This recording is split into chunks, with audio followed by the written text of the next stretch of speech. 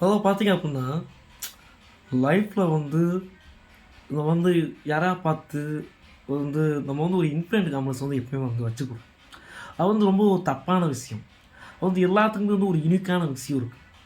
அத வந்து ஃபோக்கஸ் பண்ணுங்க. எல்லார் லைஃப்பும் வந்து ஒரே மாதிரி கிடையாது. ஸ்டார்ட்டிங் பாயிண்ட் ஒரே மாதிரி கிடையாது. எல்லாரும் வந்து டிஃப்ரெண்டான பாதை இருக்கும். அதனால அந்த பாதைய வந்து நீங்க கண்டுபிடிக்கணும்.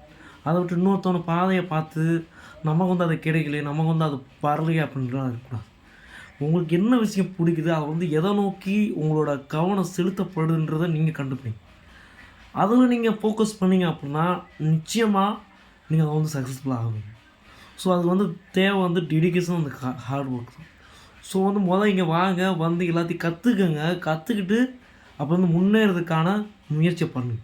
ஸோ இதான் வந்து ஒரு சீக்ரெட்டான ஒரு வந்து சீக்ரெட்.